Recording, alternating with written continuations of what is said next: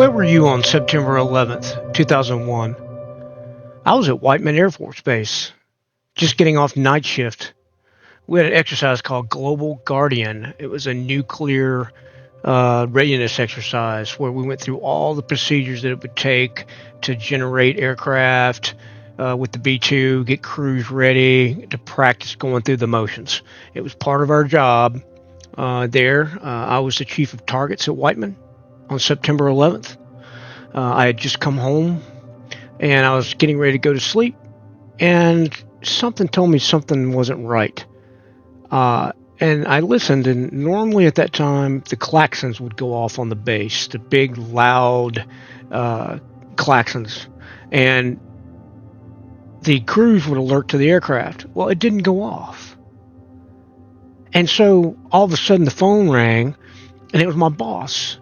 And he was like, "Doc, turn on the TV and get your butt back to the office." I turned on the TV, and I saw the second aircraft hit the towers. I knew something serious was up. So I got into the office, and lots of activity, trying to get my arms around what's going on. So that went on for about an hour. And then word came through that Secretary Rumsfeld had ordered DEFCON 3. And ladies and gentlemen, DEFCON 3 means that we have to be within 15 minutes of launching aircraft. So big scramble. Lots of things had to go into place. As the chief of targets, I had to get everything ready. And I'm thinking, what are we getting ready for? Authentication 2200040 Delta Lima. I have a valid message. Stand by to authenticate. I agree with authentication also, sir.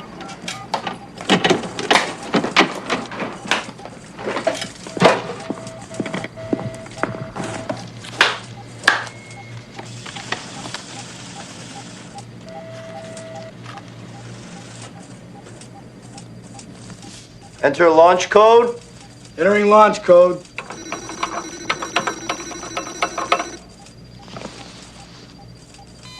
Launch order confirmed. Holy shit. And so we're going through the motions. We probably in record time got everybody ready, and we're just on pins and needles about what's going to happen next. Well, word came down from Central Command, which is in charge of the Middle East, all the air operations in the Middle East. They said, start looking at Afghanistan and start looking at Afghanistan caves. And I'm there thinking, where is Afghanistan? I had at that point remembered Afghanistan from high school, studying the Russia-Afghanistan war. And I had no idea who the Taliban even were. But I began to put two and two together that maybe they were responsible for the September 11th attacks. So after about a day, we came off of DEFCON 3 and went to DEFCON 4, which means increased intelligence and readiness and security on the bases. That's what they cared about the most, was making sure that all of our assets were taken care of. And they were. So we began planning as rapidly as possible and started getting information where targets might be. So we were looking at the logistics of what this was going to mean. It was going to mean 5 aerial refuelings going across the Pacific.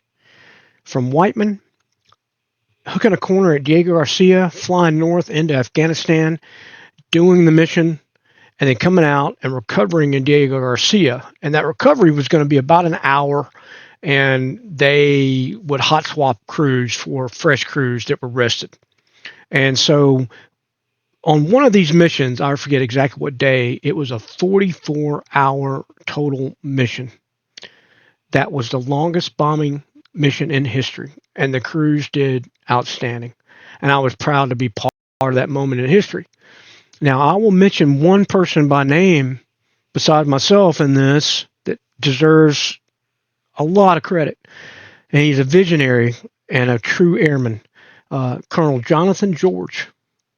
He was our group commander.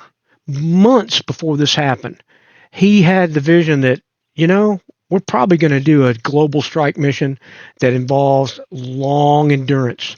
And so he challenged the group and the wing that we need to fly a 50-hour simulator mission. And so they put 2 crews in the simulators for 50 hours. That's over 2 days. I remember when I was there when they went into the simulators, I had given them their imaginary targets, and we stacked their cockpits full of pizza. So in those 2 days, they ate pizza and water. So, when they came out of those simulators, they were fit to be tied. They were not happy, but they proved that we could do it. They proved that we could do it. And that way, what Colonel George did got us ready for after September 11th. So the story goes on. We took off, launched the cruise. It was a little frustrating because it's a 15-hour to the target, and then all you get is bombs away. You got to wait for the intelligence to come in to find out battle damage assessment, and then that is questionable because when you're bombing in the mountains, it's difficult to see if your weapons had an effect. And so that's where we were. And so we didn't strike until 26 days after September 11th. So there was a wait there. And then once we did, all eyes were on us, and we only dropped weapons for the first 3 days. And they decided, well, there's not a high threat in Afghanistan, surface to air wise. So let's put the B-2s, back in readiness. And the B-52s took the lion's share of the work after that, doing close air support with bombers because they had the loiter time and they were hitting targets. And so we were on standby. Well, on 19 October of 2001, I'm sitting in the vault, and a young airman came running down the hallway, and she said, "Don Rumsfeld's in the hallway, in the vault." And I was like, "No, he's not. That's me in the back with the bald head." And 5 seconds later, the door opens, and Don Rumsfeld's standing there. And he said, "Follow me into the conference room. When the Secretary of Defense says to do something, you do something." And so we went into the conference room, and I was pleasantly surprised. I expected a politician. No, he was a details and very well-read professional on what we were talking about. And I can't repeat the questions he asked me or asked our team, but they were smart and to the point. And it gave me great confidence to have him there and know that our boss, Secretary of Defense, understands the details, and he had our back. So that moment, I was privileged to be involved in this and privileged to work with the team that we did. And I will tell you that you couldn't ask for a better group. So really, that's my story. Enjoy.